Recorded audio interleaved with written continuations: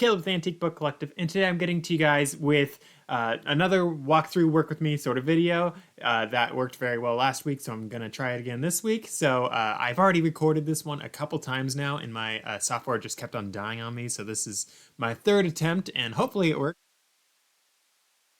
Shorter in this one because of the difficulties with the last ones. I don't want to push it, so again, I'm going to keep this one as short as I can. Hopefully I'm going to still give it enough time for everyone to ask whatever questions they have in the live chat, which can be on that side. It might be on that side if you're watching on a desktop. If not, if you're watching on phone, I think it's down below. But yeah, if you guys would like to do the live chat, this is going to be premiere video, so you guys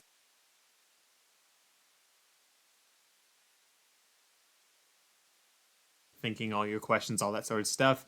I'm still a small enough channel that I can get to all you guys and answer all the things I can. In the long term, maybe not, but for now, I can definitely still do that. So without further ado, I'm going to dive right on in. I'm going to plan out my trip for this weekend. So since I've already done this a few times, I already know for a fact that there's some really good stuff this weekend. So stay tuned. Right, so first things first, I'm loading up booksalefinder.com. So it works if you live in Canada or in America. So if you live in Canada, you can select your province. If you live in America, you can select your state. So for me, I'm Oregon, as you guys know.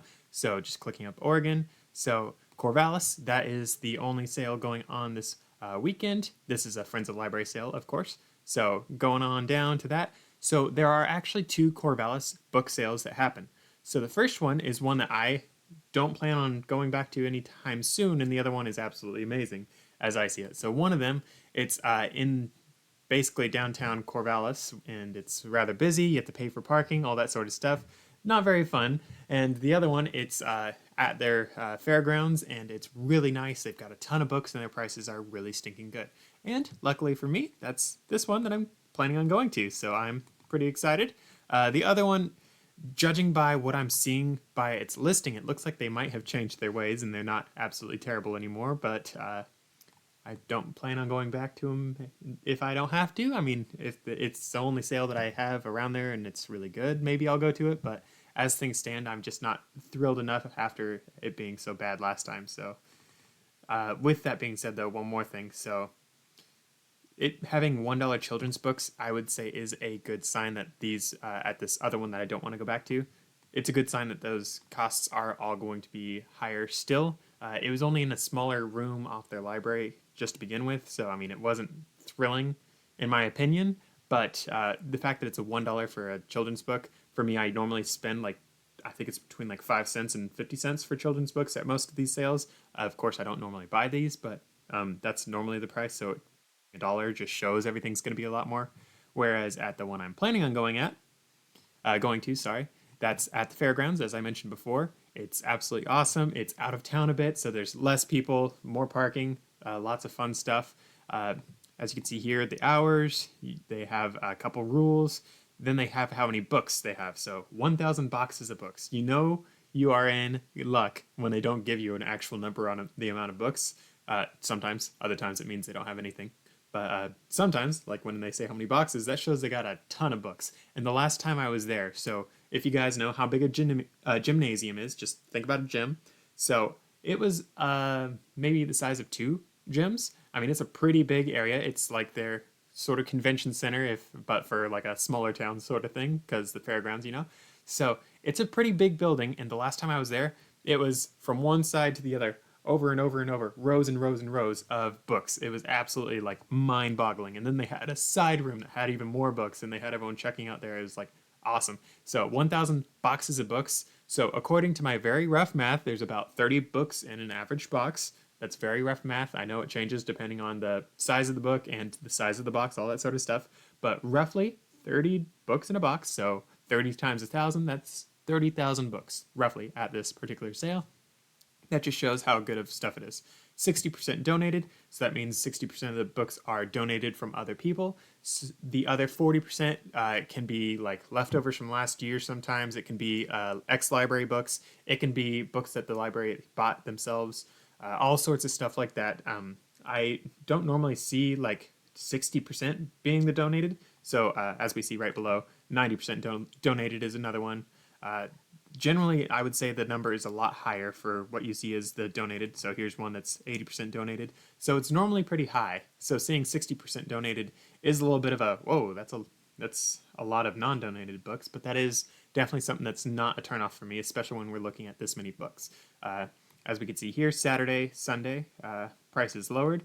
Sunday is a bag or box sale, and that is something that's absolutely amazing for me. So I was actually thinking about going to this Corvallis one on Friday, but I'm not going to be doing that because the bag sale and the box sale, those things like are awesome and can make me some great money. But just the prices being lowered for Saturday and Sunday is absolutely amazing for me as well, because lowered prices just means I get to keep a whole lot more money. Bag sales and box sales means I get to keep even more money on top of that, but I'm not so stingy that I have to get those. Of course, it might be nice to do, but I plan on going to church on Sunday, so I'll probably just hit it on Saturday. And I'm not too worried about that. It's nice and easy to do. So that's probably how I'm going to be doing this, because I really want to go to this particular sale. So I got a couple things I got to straighten out beforehand, but that's the plan so far. Next thing that I want to go over is this sale. Just like a lot of them, they have removed like what they say are high value books. I can guarantee, guys, they always miss books, especially if you are doing books like me that are antique books. They miss good antique books all the time. And I'm talking like books that can be $500 or more. They miss those all the stinking time because most people don't want to put in the time to look these things up, especially when the books are in sort of ratty condition. Like, of course, they will probably get some of the really pretty antique books, and they'll pull those out and sell them on the side. But for me, with the antique books and all the other books that I look at, sets of books, I normally am able to find really good books, even if they pull out a whole lot of books. I can go to places where they say they pulled out all the good books, and I still find good books because I just have gotten my niche, whatever you want to call it, to the point that people just can't get what I need to get. I'm the only person getting them, so it's really nice. If you guys are doing antique book businesses like me, and if you're doing it long enough, you will eventually find like that sub niche of a sub niche of a sub niche. That you could just make money no matter what happens. It's really stinking nice. On to the next thing: credit cards accepted. So I've said this in previous videos, but yes, they accept credit cards, but it's always nice to carry around the cash because sometimes they have an extra line for just dealing with cash. It's really stinking nice. And if you have your debit card or credit card and cash, it's even nicer because you can go in whatever line is shorter. So that's something that you can do. I highly recommend bringing around the cash because I always like paying the cash and it really helps me out, gets me through places a lot faster, all that sort of stuff. But at the end of the day, it's up to what you guys, whatever you want to do.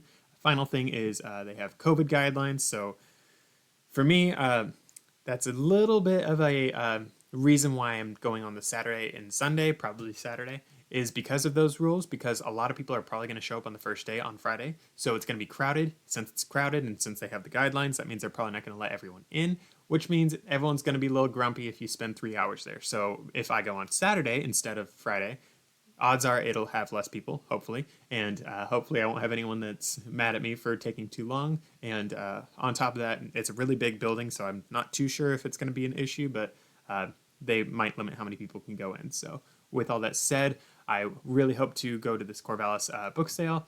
It's a really good sale again, guys, so I'm really stoked for that. But let's say I don't spend the whole day here. I didn't spend the whole day there last time I did this, so I'm going to look up 2 estate sales.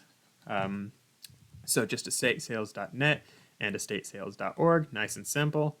Those are the sites I used last time. And guys, I highly recommend that you guys start out on booksalefinder.com at the very beginning. You want to start out there because those are the places that you get the actual like bulk of your sales. If you're like me, most of my books that I get come from the Friends of Library bookstores, book sales, and it's really stinking nice. So if you guys are doing it like me and you've been doing it long enough, you will get to the point where you guys are like, hey, so I'm going to plan my entire trip around this particular Friends of Library sale, which is something, again, that I do all the stinking time.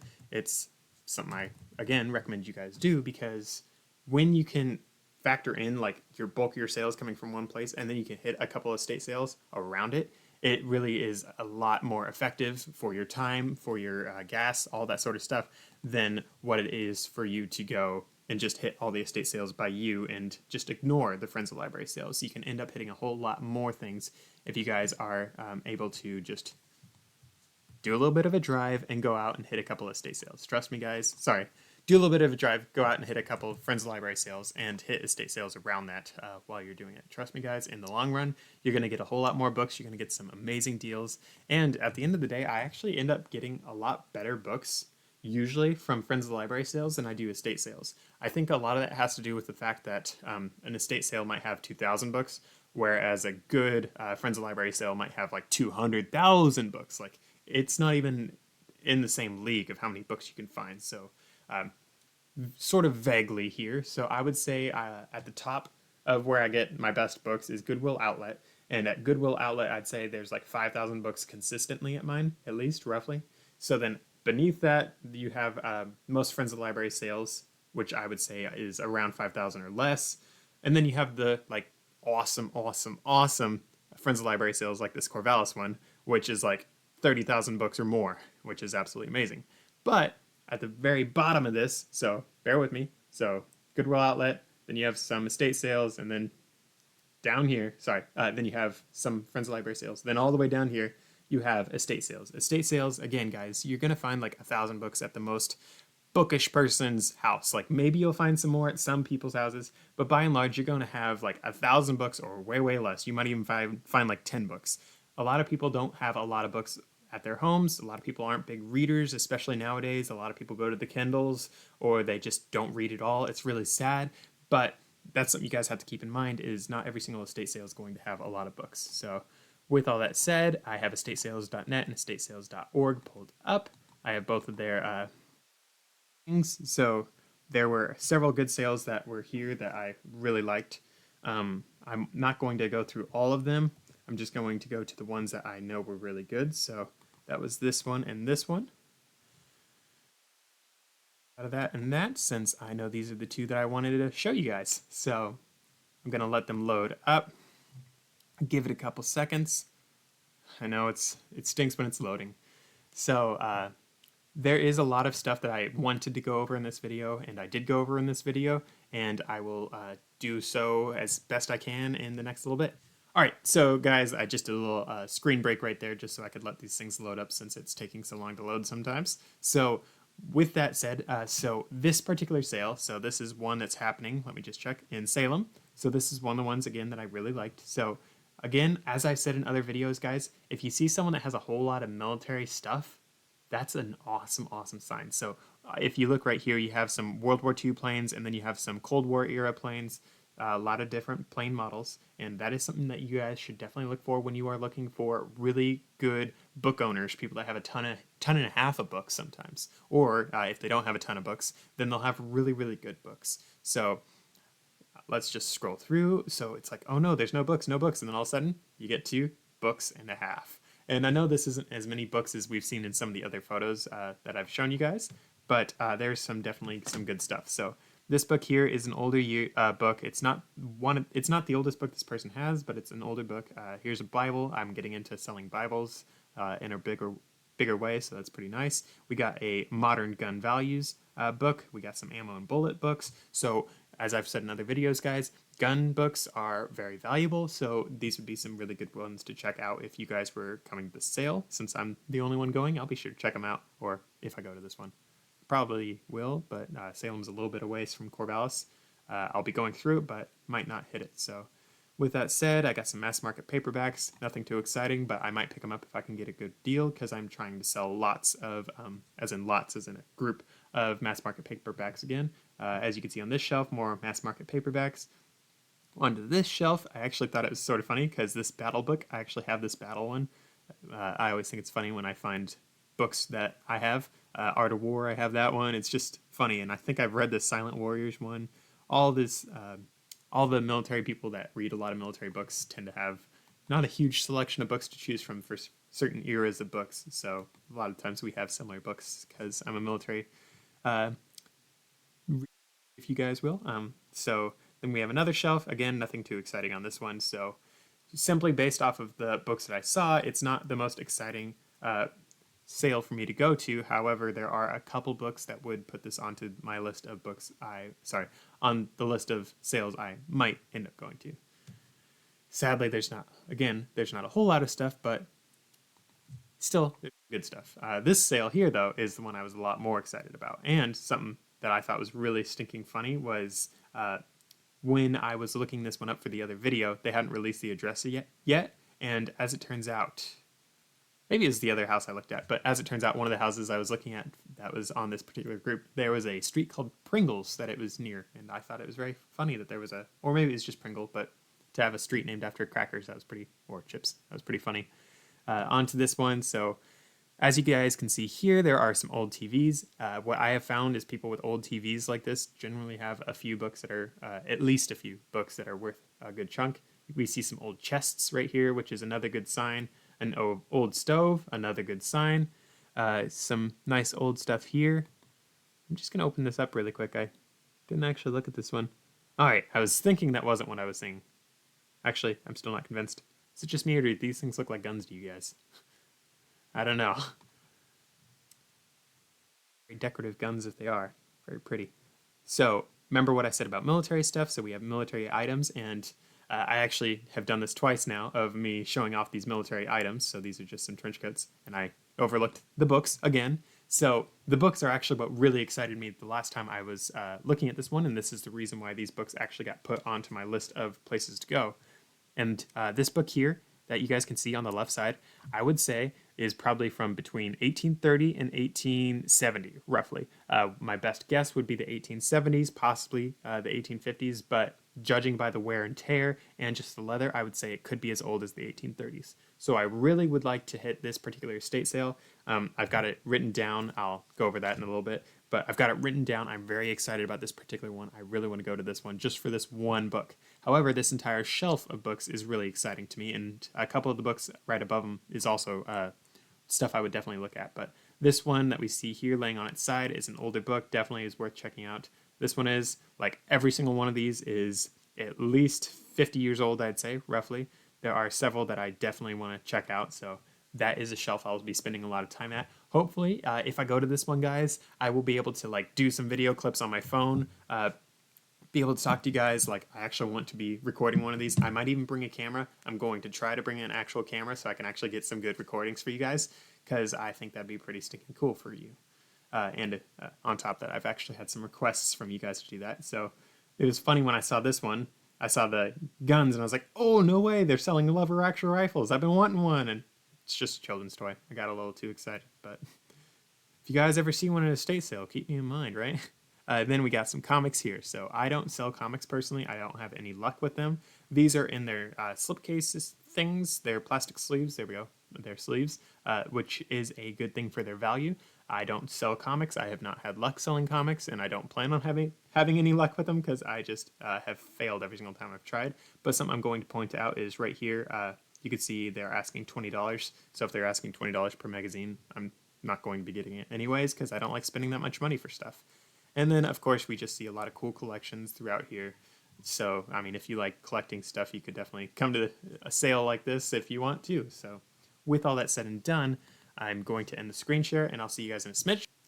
All right, so I'm back. I know, long time no see. It's been like all of 2 seconds. But as I was saying, guys, there are some really good estate sales that I want to hit. I did check out all the estate sales near me. I did have that all in another video, but that video got murdered thanks to computer gremlins.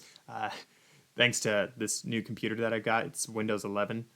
Not very thrilled with Windows 11 just yet. Not thrilled with the new computer all the time because it just keeps on murdering my videos. I've actually gone back to the old computer a couple times to make some videos because this one's been a little temperamental. But the fact that this one's so much faster makes me come back, and then I lose stuff. It's like, repeating cycle. But with all that said, guys, there are some really good sales that I'm planning on hitting. So just from the 2 sales that I would like to hit that I have gone over, I'm planning on making at least $500, possibly $1,000 just from those 2 estate sales. And then if we factor in the Corvallis book sale, oh man, guys, you guys have no idea how much money that I could probably make at this one. The last time I went to this particular one, I think I made at least $6,000 worth in sales. And I was, of course, just doing that on just the eBay side of things because I was doing KDP, sorry, not KDP. I was doing Amazon FBA at that time too. And I think I got like $12,000 probably worth of stuff for just my FBA store. I've since killed the FBA store because let's just say I think I calculated it and I got like 80%. So 80% of the money made, so 80% of the revenue. So if I got $12,000 worth in books from the KDP thing, that ended up being, oops, I did my number wrong. That ended up being just like $2,000 that I got from that sale. Whereas with the eBay side of things, so if I did get the $6,000 worth of stuff, I think it was somewhere around there that I did. I got a whole lot of really good sets of books there, so that's why that number's so high. But with eBay, I end up keeping something like at least 70%, I believe it is, after all the calculations and all the other stuff. So that's $4,000.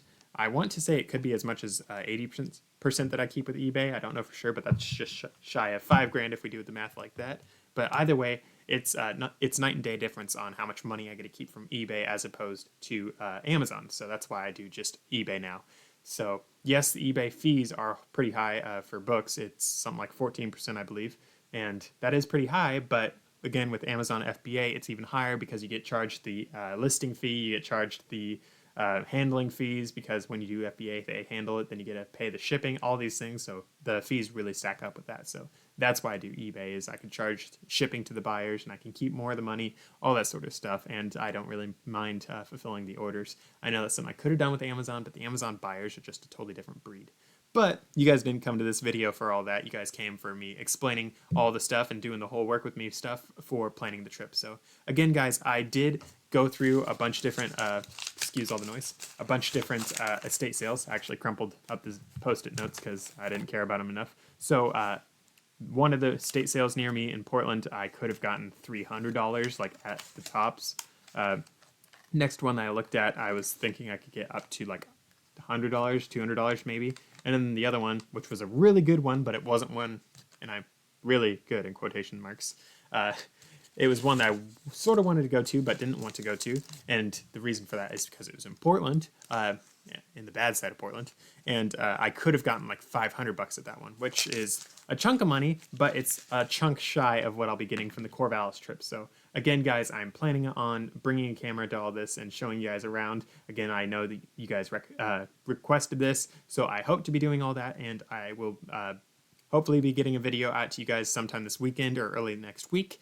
And with all that said, I'd just like to thank you guys for coming with me so far on this journey. I've been doing a video a day for a month now almost.